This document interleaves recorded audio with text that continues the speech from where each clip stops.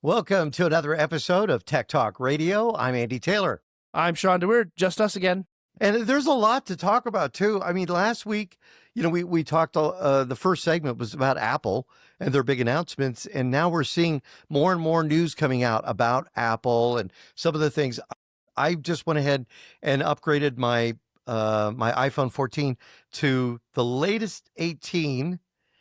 But I noticed down below it said iOS 26 now available. Yeah, I think it came out 2 days ago as the recording of the show, right? It was like, hey, iOS 26 is available. I was like, ooh, it's not a beta version anymore. Let's go. It's the full. Now, you've been using the beta version for iOS 26 for how long? 2 months at least. Yeah, as soon as it was available, when they announced it, whenever their last software announcement was, I downloaded it that day. I didn't hate it. I mean, there were some bugs, obviously, and if you recall, I had an issue where I had an issue with my phone where I had to take it in, and then I had an issue where I had to downgrade it, re-upgrade it, back it up. It was a pain in the rear end, but now that I'm on 26, it's been fine. Like, it was a seamless transition. Like, I didn't notice anything different. Like, it's been working so good for what it is, and the liquid glass and the animation style and stuff, and I've gone in and tweaked some of the settings to my liking, and I think it gave me an advantage against people who just got it, because now I'm hearing the same complaints about certain features that I had during the beta. And, and I was like, oh yeah, just do this or do this. And what do you think? Like, if I went ahead and did it, all right. And again, remember, I've been an Android user for about a year. I've just come back to Apple and it looks the same as when I left it. What would be the biggest adjustment for me going to iOS 26 if I go ahead and do that?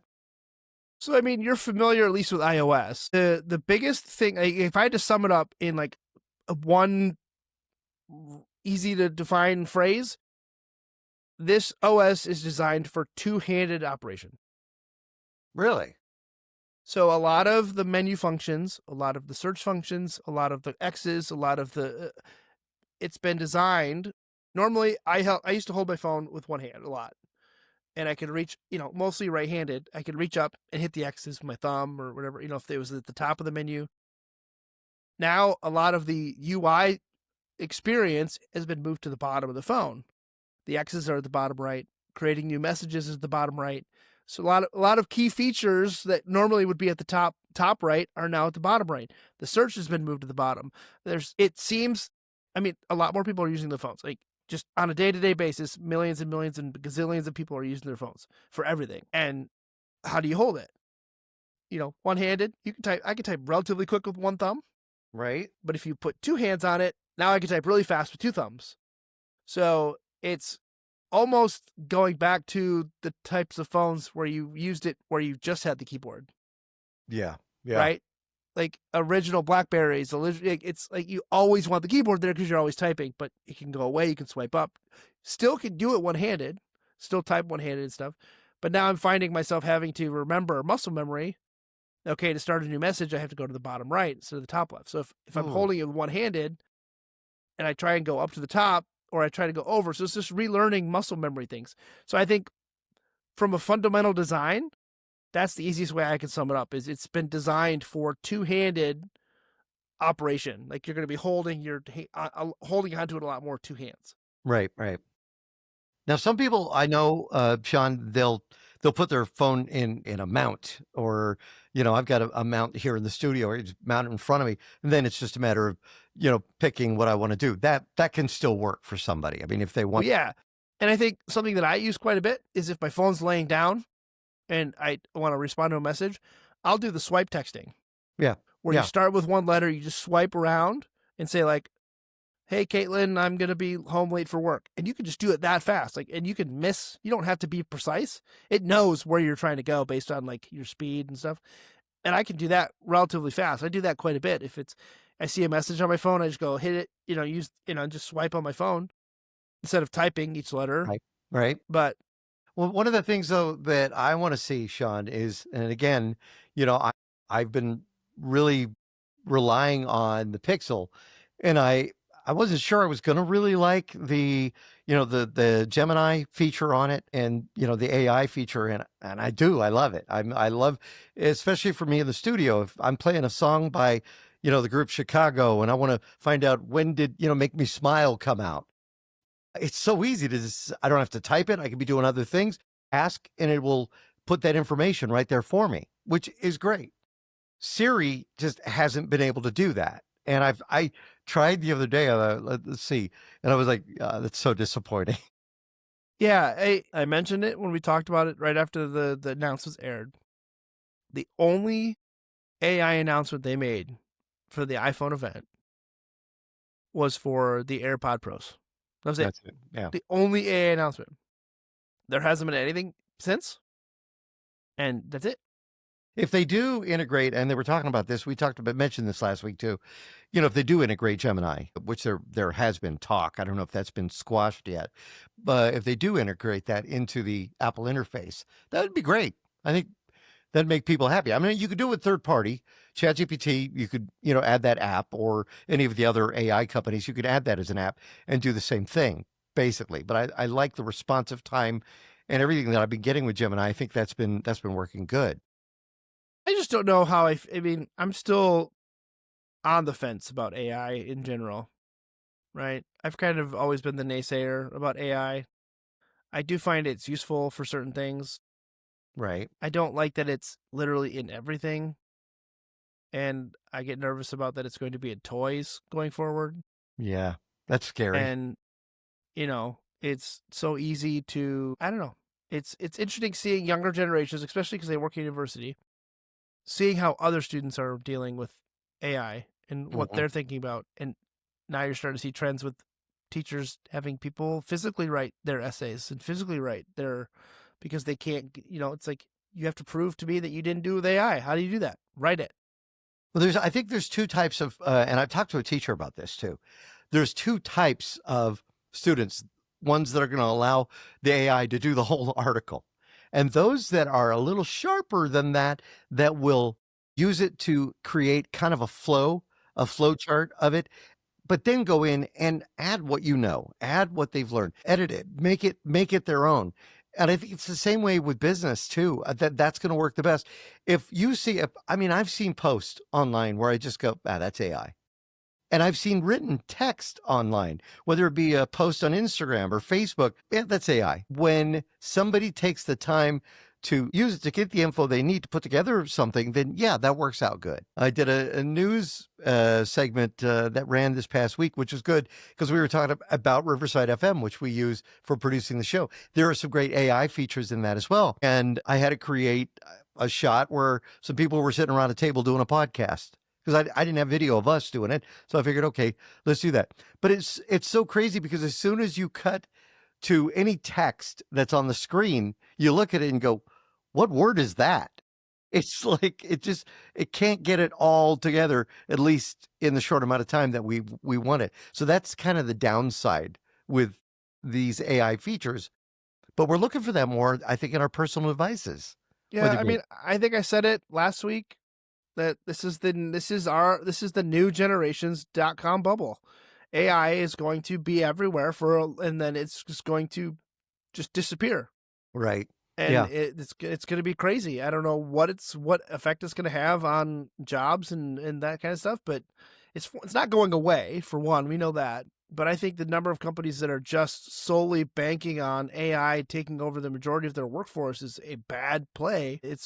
All it takes is like a major Amazon outage or a major ChatGPT outage, and those companies are going to be screwed for an unknown amount of time. And if you hire somebody that's a vibe coder that just learned how to code with AI and Grok or whatever, and then you come up against a serious problem that it can't solve, or you need back-end development help, you're going to be paying a premium for somebody to come in and clean up a mess that somebody created sloppily with AI. I mean, there's a reason they call it AI slop.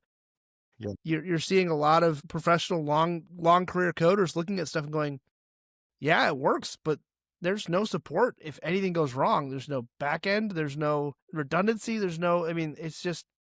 It's pretty poor. right now. Yeah. Well, okay. So there have been people that have said I've been using, codecs to do my coding. I've been using, the AI features to help me with writing code.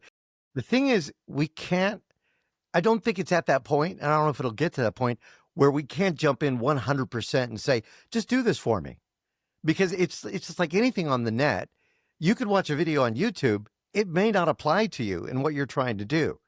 You have to have an open mind by going and looking at it and going, is there a different way? And I think if we become too reliant on it, that could end up hurting us in the long run. Yeah, and I had a coworker that said it pretty well straight up. He said, "Look, until it can get to 100% accuracy, it's never going to be everywhere." He goes, "They're saying what? They're 80% accurate, 85% accurate." And he looked, he's a graphics operator for what we do for sports. He's like, if I'm 80% accurate in my stats, I'm gonna get fired. Yeah, I'm losing that's my right. job. If I miss 20% of my graphics that go to error and they're wrong, Misspelled. Yeah. misspelled, I'm fired. I'm done. He's like, and so how can we rely on that to be for something so critical? We're trying to rely on AI to do it and generate graphics and stuff like that. It's like that. This just won't happen. There are certain jobs that it just can't do due to the critical level of accuracy. Are there companies that are better at it, Shawn? I mean, when you look at, I mean, I know you don't really use AI too much. I used voice AI for a long time. Just, played around with it, created contests with it, had some fun with it. And honestly, it's like, meh. But then I recently tried 11 Labs and I was totally, I typed, so 11 Labs has it. So if you wanted to create a commercial or you wanted to create something for the show or whatever, you could type it in. The problem is the AI does not understand your inflection. So it's like, imagine talking to C3PO. C3PO is going to just spit it back out as whatever you're putting in there. But it does have a feature where I can talk on a microphone and I can say things and I can, change my inflection and the AI will pick that up. And if you're replacing it with a different voice or a different style, it will understand that. So, I mean, there are some companies I think that are better at that than others. There are some video companies now. So you could you pick which AI character you want. I don't know if people know this. You pick which AI person, you give the script, or you actually say what it is, and they will basically have a person that's supposed to be you then pitch in a product. I saw one the other day, though. They obviously typed it in because when it came to that AI model saying 7 times the growth factor, it said 7x the growth factor because it doesn't know that's supposed to represent 7 times. So, and they never fixed it. I didn't understand that. I mean, we're all feeding it. It's growing every day. It's going to grow into this huge amalgamation that nobody knows what it's going to look like. And from my experience, right, I've only really used ChatGPT because it's provided to me by the university and Amazon Q to do a little bit of coding. Just it'll be very, very minimal. Like, take this file and rename it. Or, I did use it to organize a bunch of photos, right? It's like, take all these photos and put them in, I scanned them in by year. And then I wanted it to give me, put them in folders by year and all this stuff. And it did a really good job. But that's about all I've used it for. And I use it really the thing I use it for the most is to search user manuals. Like, Oh, that's a good idea. this is the product that I have. This is what I'm trying to find. Please find me the manual and show me where it is in the manual. And it'll show me where the PDF is. I can download it. It'll highlight it for me in the PDF, and I can get to where I need to be relatively quickly, even if I don't have the manual available to me. Is this going out onto the web and looking for it, or do you input a set Both. here? So you could do that too. Yeah, so I could upload the PDF and say, Right. Here's the PDF. Please scan through it and tell me everything that's related to serial port COM port 9 or something, whatever the variable is that I wanted to search for. But there's just so many times where it's like it's really bad at, if I'm trying to build ROS custom controls for our video switcher, it's really bad and inaccurate quite a bit. So I've just found myself just saying, show me the manual and show me where the key commands are, and I'll build it myself, because it's really bad, really awful at building those. And it's 90% inaccurate. Right. So there are a lot of things where I'm trying to use it just to see what it can do. But again, mostly it's just for small level coding products that I'm doing for personal stuff that it would take me months to figure out on my own, but it can just spit out a basic folder renaming script for me relatively quick. There is a program that's out there. It's called CapCut, and people who use social media like TikTok or some of the others that are out there, they do some pretty amazing things. A lot of it's visual, just it's nice. Oh, I can do this. It's kind of like when I don't know if you remember when it was it Premiere? Did Premiere have a version? I'm trying to think. Did Adobe Premiere have a version that the average person could use for creating things in editing? And it was fun. And I'm pretty sure they did. I know they had like a Photoshop Lite or whatever, that you could use. But with this, you can take a set number of photos with CapCut and you can upload them and it'll create a musical scene. Now, if you pay for CapCut, you can get a longer scene. You can do more stuff. People are doing some neat things. One of those features is it took the photo and we've talked about this before, that uncanny valley, right? And my sister-in-law had posted a photo of Gloria's mom and dad, who are both no longer with us. But she had taken the photo of, she had taken a screen, not a screenshot, but taken a picture with her camera of a photo that was on the wall. She didn't have a scanner. And so you get the flash at the bottom left of that, reflecting off the glass. I put it into one of the AI programs and I had to fix it. And it did. I put it into Google Photos and I had the AI there go ahead and fix it. And it was like, cool. And you got this great looking photo now. It's all cleaned up. And I put it into CapCut and it can animate them. And I did it. And then I had this regret because here is this thing that looks really cool to me. But if I show it to my wife, this is her mom and dad. Yeah. They're no longer we've talked about this before, right? I think even like 3 years ago, you were like, hey, I found this really great website. If I upload a video of or this picture of my grandpa, it'll animate it. And you showed it to us. And I was like, that's weird. Yeah. And you're like, it's weird and it can be painful. Yeah, because it's not how people, it's a weird sensation to see and hear somebody that you know and know it's not real. They're even doing the voices now. Yeah, that's weird. I think I have maybe 2 minutes of my dad talking, who sounded a lot like Michael Caine. That's why I always like Michael Caine movies, who is coming out of retirement, which I can't believe he's going to be doing a movie. But and it was the same thing. I wanted to do that, but then I realized, do I really want to do that? Do we really want to go there? Suddenly seeing these people that look at that, and it's a moment that never existed, created from a moment that did. Yeah, and I think a lot of the AI is just thrust upon the content creation world because it's easier to create more content, and that's what it takes to be the top of the top in the content creation world. Is you're creating content every day, and that takes a lot of work to do quality content. If you're doing it by yourself or you're doing it with a small team, it's a lot of work. And if you could just do it by AI, and yeah, I mean, we're using some of that AI stuff for this show, and because it's a 4-person thing and you're doing all the editing, you're doing it. But it's like, I'm hard pressed outside. If I did something like this, I would use it for this because it makes sense. But for like anything I'm doing with my videos, my time lapses, my photos, I had a hard time editing my stuff in general. One of my philosophies, my personal philosophies for photography was shoot to print, not shoot to edit. Exactly. So I was always trying to get the perfect exposure, the perfect colors, the perfect composition.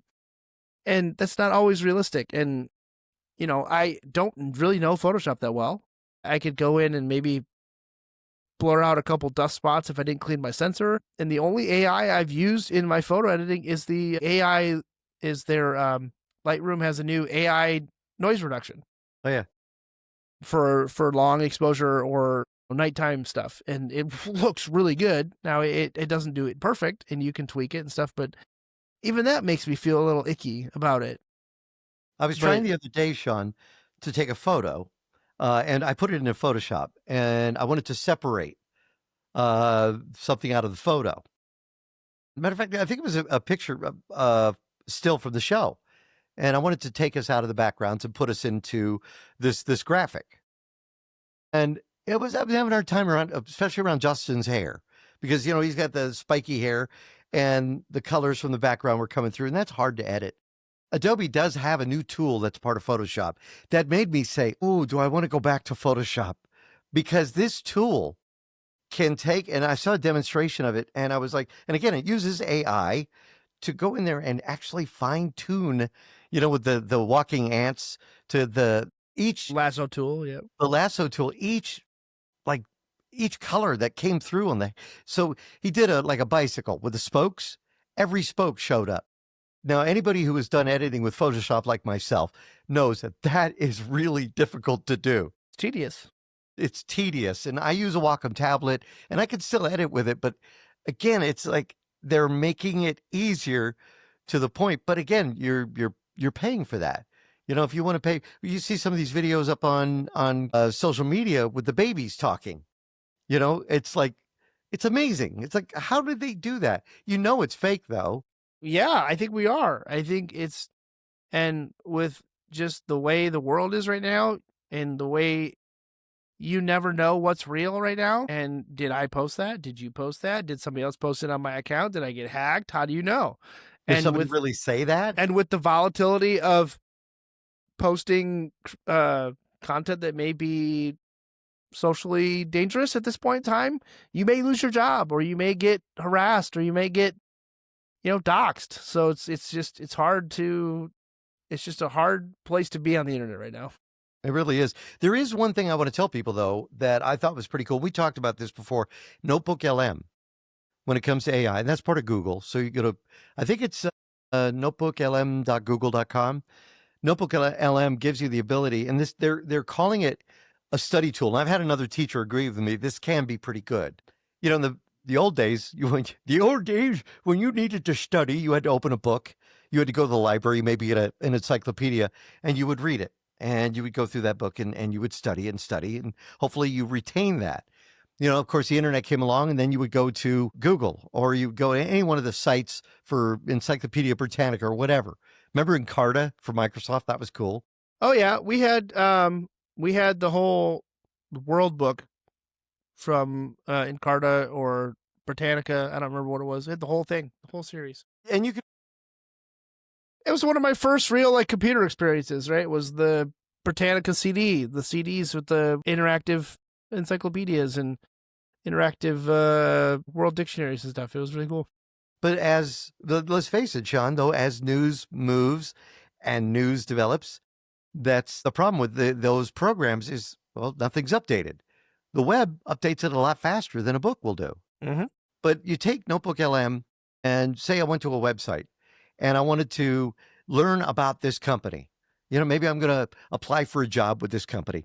So I could take it, I go into NotebookLM, put the web link, or even copy and paste the text into NotebookLM. What it does is creates two people talking about it, almost like a podcast. So it's like a book on tape. You're listening to two people talking about it. Well, they have added something to it that I thought was pretty cool. They've added an interactive feature. So say I'm listening to it and they're talking about something. I want to ask a question. I can summon a question, type it up, type whatever question I have. They will respond based on the information they've been fed. So I'm seeing that. I'm looking at it now, and you can just start typing in the middle of an article.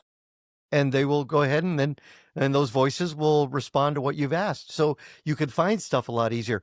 As a study tool, this could be very beneficial. Will it take over education? Will it take over teaching? No. The work that teachers do? No, not at all. But it is something to help maybe, students understand stuff. I'll tell you what, we got to take a quick break. We come back. We do have some listener questions too.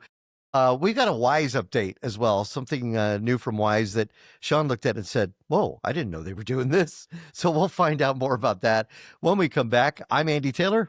I'm Shawn DeWeerd. Find us on the web, TechTalkRadio. We'll be right back. So right before the break, Andy dropped a little nugget about Wyze, and they call me the Wyze guy. I mean, ever since Wyze has been a thing, since I bought the V1 camera, I don't even know, it's 2016, 2017. I've always been intrigued by what they've been doing and keeping up on them. So they call me the Wyze guy. But I've kind of fallen out of sorts. Like, I haven't had it. They haven't had anything that I've needed or wanted. And so there's been a handful of products that we just haven't talked about on the show. So we're going to talk about those right now. Well, I had a friend of mine named Tom, lives out here, sent me a note. And I don't know if people send you notes like this. He said, outdoor camera, recommend, go. Oh, I get those all the time. I also send those to people too. So it's like, if I want something like that, if I know a friend of mine is versed in, I'm just like, give me information on this thing that I know you know a lot about. Go. Yeah. Why is Wyze become, though, like such a company that makes these products that people want to buy? I mean, they're available. Roku sells them as a third-party device, with the Roku label. Why are they so popular? I mean, I think they just got a popularity because they were so dirt cheap. I mean, you're paying $35 for a security camera or less, when the big popular ones, Google Nest and Google, the Ring cameras and the other doorbell cameras from those big vendors. And then here comes this little itty bitty company that just sneaks in under the radar and says, here's a $30 camera. And everybody's like, wait, what? And so, yeah, now that comes with risk, right? Because there's an incentive for these big companies to not let these small companies gain a foothold. So there were some security issues that got found out pretty early, that kind of got covered up. There was some shadiness around some of the security stuff. I think they got through that, but it's been a good ride. I have about a dozen of them and a dozen of their bulbs. I mean, all the blue light you see on the video, and for me, is all through the Wyze bulbs. They have good products. I haven't had an issue with them. Every company has their naysayers. Every company has their fanboys, but they've been good products, and I haven't had for the pricing, and I haven't had a major issue with them, and they've just been good. So, but you also like the subscription model they have as well. Yeah. Too. So for the cameras, there's actually a little bit of a newer version of the plan. There's an ultimate plan, and then an ultimate pro plan, and then an ultimate something. There's a couple different tiers now of plans, but the plan that I have is unlimited Cam Plus. So I pay $99 a year, so the whole year, and I get access to all the Cam Plus features for any camera that I have. I can just go in and add any unlimited number of cameras to the Cam Plus platform. So that gives me cloud storage. It gives me, there's a handful of things that I get, but I think I've got about a dozen cameras on that list. Now, I'm not running those cameras all the time. They're not all plugged in all at the same time, but it gives me that. Otherwise, I was paying, $4.99 a month per camera, per thing, per month, so then it actually came in and worked out to be a better deal for that. Yeah. So, but I just haven't bought a new Wyze product in quite a while. So the newest one that Andy actually said before the beginning of the show, he's like, hey, has there been any new Wyze products lately? And so I opened up their webpage, and right there was a new palm scanner. So it's a Wyze deadbolt lock. So they have a smart lock, but this one apparently can do vein scanning, not like in the sci-fi movies where you put your palm up and it reads the palm or whatever, or you can just type the number in on the screen and it'll do it. So it's got a palm reader. It's called the, I don't even know what it's called. It's called the Wyze Palm Lock. So does it come with so you'd install this lock in your door, and it comes with that? And then so you're basically replacing your door handle with it. Cool. So it'd be like a smart lock, on your door, or your deadbolt. So I wouldn't necessarily say your door handle, but your deadbolt. Contactless entry with palm vein recognition. You can control it. You can unlock it from your phone. It's got a 6 month battery life. It's got a really big 6 month main battery. I don't know what the actual size of the battery is, but yeah. Oh, wow. It says you can unlock it with your palm, code, keys, app, voice assistant, or latch. So it's just a cool little thing. It looks kind of cool. I like the fact that they have so many products, Shawn. Every time, we'll talk about Wyze, whether it be the camera over the garage. I've been wanting to get one of those that has the lights. I mean, I have a camera, but that's it. And it picks up pretty good, but not like, Shawn, Matt was talking about Reolink, which is funny because I've had a Reolink camera forever, and you never really heard too much about them. Suddenly people are talking about them, but Wyze does it, and you save money on it, and you still capture what you need to. So I think if Wyze does this one thing, and they make it available that out of the box, you can align these via RTSP, so you can record to your own local storage on a NAS or whatever, however you want to do it. Just by default, you can enable it. Don't have to go buy a hacked firmware to do it, which I've done. Give me RTSP straight out of the box. Yeah, it's wireless, whatever. You're going to get a little latency there. But then I can choose my own storage. I don't have to rely on cloud storage. I don't have to, and then I can view it all on my own, on my own server, and I can do all my own viewing if I want to. I can connect to my VPN. I can give that to me. Give me the freedom to leave my own content on-prem instead of having to put it in the cloud. That would be huge for me, because it would just free up some security risks, some security concern. Like, you don't have to, if you want it available in the cloud, sure, but you don't have to have it available in the cloud. Right now, it's all cloud, right? Well, I don't want to say it all in the cloud. You can record locally to the SD card, but to get that, if you want to view it on your phone, it has to go to the cloud. There's some other things. But yeah, if you had the ability to just do all RTSP straight out of the box, configure it how you wanted, it'd be huge. But yeah, the other two products that they had that we hadn't talked about, they have a Wyze bulb cam. This is cool. Yeah. So it's like a light bulb that you screw in that's got a camera hanging off the bottom. So think of it like you put one in your, the sconces that are around your garage door. So the two lights that are on the opposite sides of your garage door, one of them could now have a bulb in it and then a camera on it. Now, that's low-hanging fruit for a thief. If they wanted to, they could just unscrew it, whatever. But any light socket now can become a camera. Yeah. Which they have a light socket adapter too, also, which works pretty good. But then you're left having that light switch on. The other thing that I've found about Wyze cameras or Wyze light bulbs is people don't always know how to use them. If you have guests over, I physically hacked two of the Wyze switches to run them off USB. So we've got one sitting next to the light stand in our living room, and I've got one right here on my desk that I can control all my lights down here. So most people that see lamps in the rooms and they don't see a switch, they just go over and pull the chain and turn them off. Well, then if you go to hit the switch, it doesn't do anything because the power's off. So I'm trying to get people to understand that, no, you can just push this button that's right next to the lamp to control them both. Well, what if you want one of them off? Well, crap. Mm-hmm. Because on the Wyze switch, you only get 4 functions. You get one press, long press, double press, triple press. So I've got it set in my living room for one press is on. Right. Long press turns all of the lights in the house off. So like even if I left my lights on down here, or if I left the light on the living room or the back room or the garage, long press on any of my light switches turns them all off. Double press will put the lights in the living room at 10%. So if at nighttime we're trying to wind down, we can. Triple press brings everything to 100%. So like daytime, if the lights are on, or if you're trying to get a little bit brighter, you can just go triple press. So and now you do this all with the Wyze app, right? Yeah, you just configure it in the Wyze app. Yeah, so every switch you have can do those 4 functions, right? Or 5 functions: long press, single press, double press, triple press. So. Have you thought about Fight Electric? Because see, the thing is, the Wyze the Wyze cameras are great.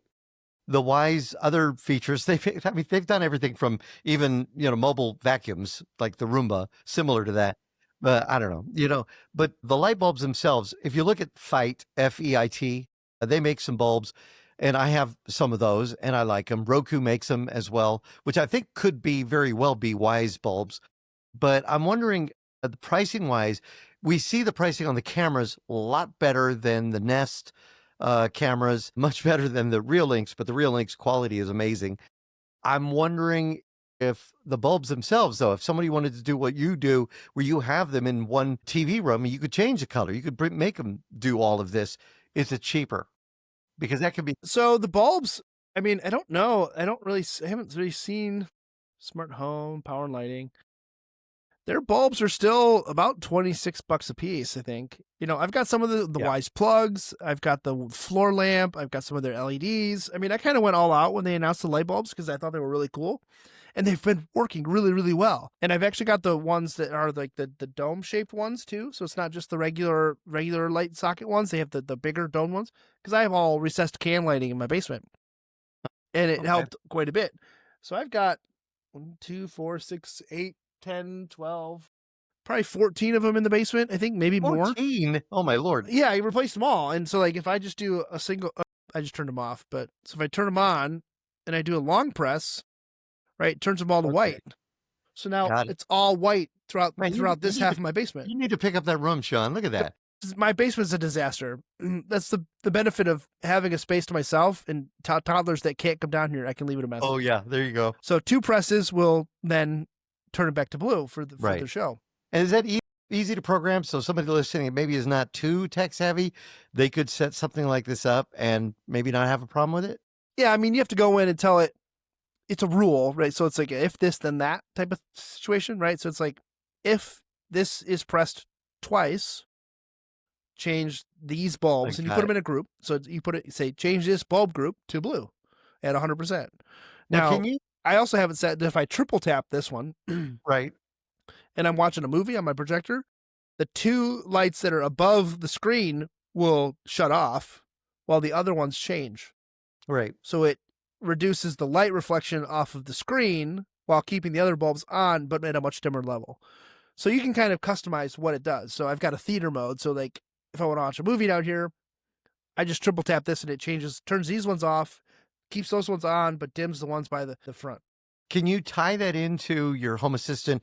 So that way, if you walk into a room and if you've got a home assistant like an Alexa or, maybe the Google one, you could say, turn on lights or turn on lights in this room or whatnot. Can you do that with the Wyze bulbs? I believe you can do it with Google Assistant. I'm not sure. I don't have a smart house, right? This is all just me with buttons. I don't talk to my house. So it's not something I've ever wanted to do. I've got friends that do it and they think it's the greatest thing ever. I just I can go push a switch. Like I don't want to talk to my house. But it's scary when your house talks back to you. That's the thing you got to really watch out for. All right, let's see if we can get one question in. We'll come back with more. This one is, hey guys, maybe you can help with this. I have an iPhone. So does a friend of mine. When she sends a text, sometimes it's blue, sometimes it's green. What does it mean? Is there something wrong with my phone? That came in from Bill. So you have to shun your friend because that means green is bad. No. So there's a mythos surrounding the green bubbles on iPhones, right? There's in a lot of younger social circles. If you don't have an iPhone, that just means you're, poor, or it's like, Boy. If you don't have an iPhone, you're less than us. So that if you have a green bubble in your chat. No. So if you both have iPhones and you both have iMessaging, when you get a green message, all that means is that it was sent via text, via an SMS, via an actual text message, because they either didn't have enough service, weren't on Wi-Fi, some form of it couldn't be sent through iMessage, meaning it's not end-to-end encrypted. It's just a text message. So because if you get low service or you have a single bar or you're not on Wi-Fi, sometimes you get the option, or it fails to send, you can press the little exclamation mark next to the message and say, try to send as text message. So that's what it'll try to do. And that sometimes you'll have problems with photos or larger files. But again, if it's just sending text to each other and the colors are different, that's what that means. All right, we're going to take a quick break. We come back. We got another question, and it's all about that upcoming date, October 14th. I'm Andy Taylor. I'm Shawn DeWeerd. Go ahead and give us a like on your podcast platform of choice, Spreaker, Spotify, you name it, we're there. We got another question on the show. We just handled Bill's question about, the green, blue text on an iPhone, which also, if you have an Android device, you may notice that they're blue. Does that still let somebody know that you've read their message? So about 6 months ago, Apple actually started supporting RCS messaging, which was the whole Android not being able to talk to Apple, low res images, and you can't, whatever. So if that's enabled and they have read receipts enabled, you can now see when they're typing, if they're typing, if they've read your message, etc. So the message is still green, so it's not coming from an iMessage device, but it's got the features of iMessage pretty much wrapped up. All right, good. Now, Lisa sent us this question about the big upcoming date, October 14th, and some people have been really worried about this. But this is a good question. She said, it's about Windows 10. She said her company she works for has about 10 computers, all on Windows 10. And the boss is freaking out, thinking he needs to buy 10 new PCs, Windows 11. and all the work needed to do the transfer of the data, everything to those new PCs. She listened to the show and heard us mention that for $30 a year, you could get your updates at least for a year. At least it's for a year. This is what we know of. You could get the security updates. And she wanted to know, would that be safe to do? So her boss isn't thinking he's going to have to drop $600, $700 on a brand new Windows 11 times 10, where instead he's paying $30 per seat.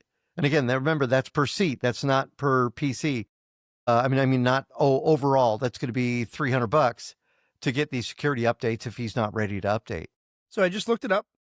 The extended security update for organizations and businesses on Windows 10 can be purchased today through the Microsoft Volume Licensing Program, $61 per device for year one.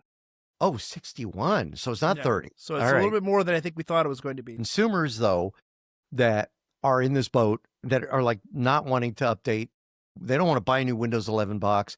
They haven't been able to update. I will share this with you. Ed Bott is one of the senior editors at ZDNet. Ed has been on this show a couple of times. We're talking way back in the early days. But Ed put together an article that is a must read if you're sitting on the fence, you have Windows 10, you don't want to go, or you can't afford a new Windows 11 computer, you do all that transferring stuff and all that. Here's the deal. Ed Bott's article, well, yes, it'll mention the, paying for a consumer $30 license. Also talks about OneDrive. If you want to allow OneDrive to do your, you want to allow OneDrive to do your backup, and Microsoft says we'll allow it. Some people don't understand that. They think it's a way that Microsoft is going to get your data, but it might be smart thinking on Microsoft's part, because you've gone through this, Shawn. You've updated somebody. They installed OneDrive. They let OneDrive do the work. And then suddenly they had to buy more storage. Well, they didn't buy more storage, but they were like, oh, why is it telling me I only have 5 gigs of storage? And I just bought a terabyte hard drive. Yeah.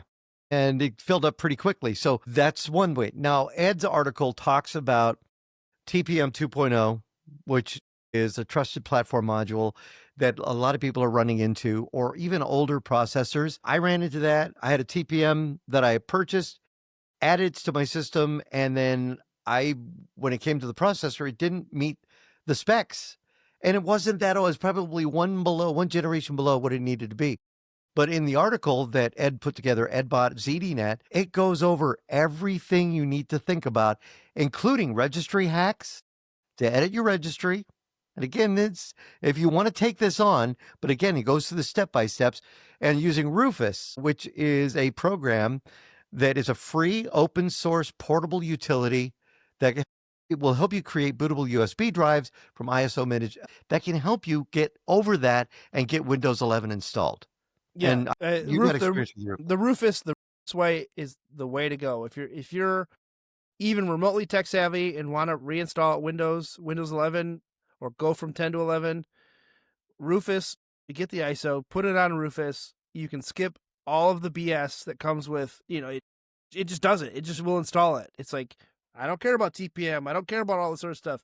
I'm just going to install it. And if it works, it works. Great. But you may not be able to. No, you may not be able to. That's what I ran into. But this article is really well done. And again, it's on ZDNet. You can look it up. A lot of people have been thinking about doing that one. And I don't know if this would work for Lisa's situation at her company. I mean, that's quite a bit to bite off. I would not recommend. Do you think that the hackers and those that are sending malware are going to step it up October 15th? I'm just wondering. Probably. I mean, yeah. They're going to look for holes.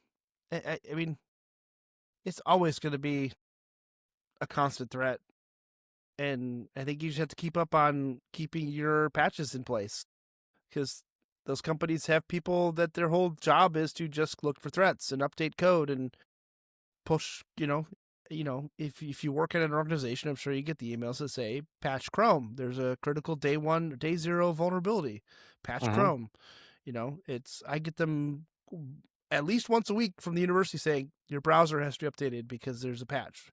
Your OS has to be updated because there's a patch. Your Windows OS has to be patched. Your phone OS has to be patched. Your watch OS has to be patched. I mean, think about all the devices you own that are connected to the internet. They're all running some version of OS.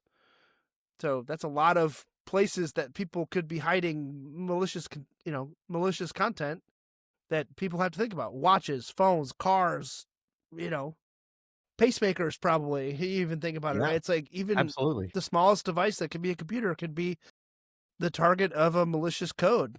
I wanted to ask you about this new product from Roku, and I'll be honest with you, I just bought myself the TV in our studio went out, the 32-inch TV we had, and we just basically used it for graphics. It's got the Sling TV on it, or is no TiVo. I'm sorry, it's got the TiVo on it, which is an online service, and I get watch channels, and it has a guide, the whole bit. But I needed to get a new TV for the studio for our background. So I went shopping and I found a Roku television, which is actually pretty cool.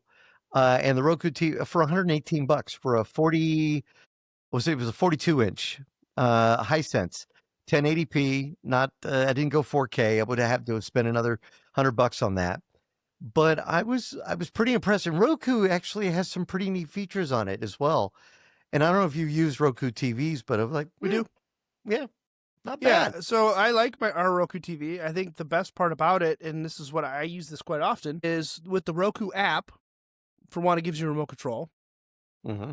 It has your apps all right there, so you can just tap on like Plex, Disney Plus, Netflix. It'll take you right there. It doesn't even load the rest. It just takes you to that app and logs you in. The feature I like the most is when I'm cleaning around the house, and I don't want to be tied to my phone. I'll put on my Bluetooth headphones, open the Roku app, start something on my TV, on Plex, whatever, put it in headphone mode, which then plays the audio through my Bluetooth headphones from the TV. Like, it's playing on the TV, so it's not using the bandwidth to my phone, but it's broadcasting the audio to me in my headphones, so I can just watch it on TV. But I can then walk around the house and clean or do stuff while I'm still listening to the show or whatever I'm watching. That I use that all the time. It's perfect for if you're vacuuming and you're vacuuming the living room and you're like trying to watch and listen at the same time. You can't do that without headphones on. But if you do that, it's great. And they're noise canceling. So I use it all the time when I'm walking around the house. So for somebody with maybe hearing difficulties, yeah, you can pair it with this is a good thing and a bad thing, right? My dad and my father-in-law both have new, really fancy hearing aids that you can pair Bluetooth to. So sometimes you walk into the house, they're watching TV. You sit down, you try to talk to them, but they can't hear you because they're listening to the TV in their whatever, their hearing aids. And then they see you and they're like, "Oh, I didn't know you were there because I was listening to the TV in my hearing aids." Because they're like, "Oh, my mom will be on her iPad doing work and my dad wants to watch TV, but it's distracting for my mom. So he'll put it into his hearing aids. And then my mom needs his attention, but he can't hear her." Okay, so here's something though, and I'm wondering about this, Shawn. How this would work pretty good. So if somebody is watching a show and they just have a little harder time hearing it, I've been wearing headphones for almost 40 years, right, in this job, and my hearing is not the best in the world because of that constant, feeding right into my ear. So I always have the TV up too loud. Gloria's always saying, "Can you turn it down? It's too loud." Sorry, she doesn't always sound like that. And I'm wondering, could I put the Bluetooth from a Roku television into my earbuds, right? And then she could still hear the TV? I've never tried it. It always just mutes it, the output of the TV. So I don't know. Now, could two people on two separate phones hear it that way? I don't know. Never tried it. All right, we're gonna investigate that one. But yeah, so back to the projector, right? Yeah, their new projector from Roku. Yeah, new projector from Roku. It's 1080p. Right. It can take in 4K, so you could feed it a 4K source, but it downscales it to 1080p, which is fine. 330 ANSI lumens, not the best, but not the worst. And it says it can do 40-inch to 150-inch. 150-inch, yeah. It's got autofocus and auto keystones. Keystone is like the Z dimension space, like if you're trying to get it so it looks flat. Right. It's got a 10-watt. It's got a built-in speaker, so if you're portable and you're trying to get it, it looks awesome. Bluetooth headphone mode, which we just talked about. There you go. All right. And works with Roku wireless speakers or soundbars. It has Apple Play support, plus it has the Roku OS. So any app, if you have a Roku TV, any app that you can get on the TV will be available on the projector, which is great. Have you Go ahead. you use a projector, right? Yeah, I do know I you have a BenQ 1080p. I bought it when we bought the house. It's from 2019. It's been great. It's a powerhouse. 2 HDMI inputs, so I can go between my computer if I want to put my computer up there, or my on cue sound system, my receiver. So I've got my Switch, my Xbox, my PlayStation, a Blu-ray player. All that stuff is plugged into the on cue receiver, and then I can change the source, and it'll push the HDMI out to the projector, which is great because then I can also just Bluetooth audio if I want to just listen to music, because I've got surround sound set up down here too, so it sounds really good Right. when we're watching movies. But was it a big adjustment to go from a screen to go to a projected screen, or did you really not even notice it? Is it that good? No, I've got, our house fortunately came with a drop down screen that's 130 inches. So I had to set the projector up at the appropriate distance, but it looks fantastic. I mean, we've watched Super Bowls, New Year's Eve, TwitchCon, BlizzCon, anything we like to watch. We just pull it up either from my Xbox or from my PC, just plugged in HDMI. So looks and sounds great. Their first projector they put out. And the nice thing about it, cost-wise, because the BenQs I know are very pricey. It was about $800, I think. Yeah, we looked at one from Samsung years ago. That was huge and it was great. The 4K, the whole bit. But you can pick this up for under $200. $249 MSRP or $179 on Amazon. All right, we're going to take another quick break. We come back. More of Tech Talk Radio. I'm Andy Taylor. I'm Shawn DeWeerd. Friend us on Facebook at Tech Talkers. Right before the break, we were discussing the Roku projector and the Roku TVs. Today, before the show, I got to my TV and I launched the Plex app. And it's like, please wait, we're updating. And I was like, wait, what?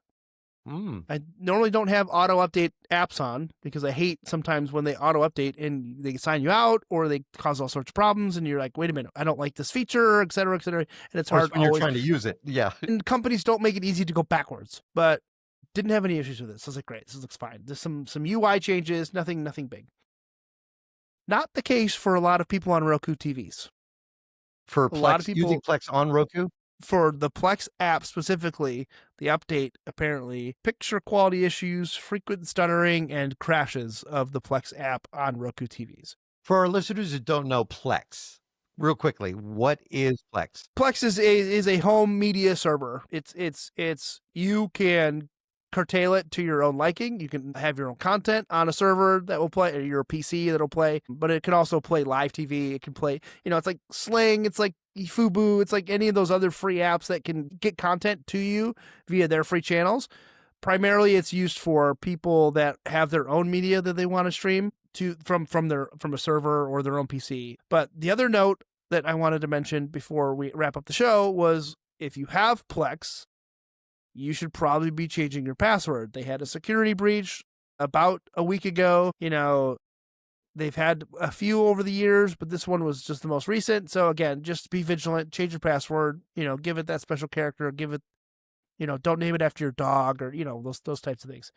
So just read up on it if you want, but it seems like it wasn't, from their PR standpoint, it doesn't seem like it was that bad, but any hack is bad. So just change your passwords. And if you have the Plex app on Roku TV, be wary that if you update it, it may or may not work as you expect. So just proceed with caution. So, all right. Well, that's it for this week's show. Hopefully the guys will all be back with us next week, and Justin's will have all his hair dealing with network issues today. So again, that'll be hopefully next week. In the meantime, if you have a question for us, you can certainly drop us a line, techguys@techtalkradio.com. I'm Andy Taylor. I'm Shawn DeWeerd. Have a great week.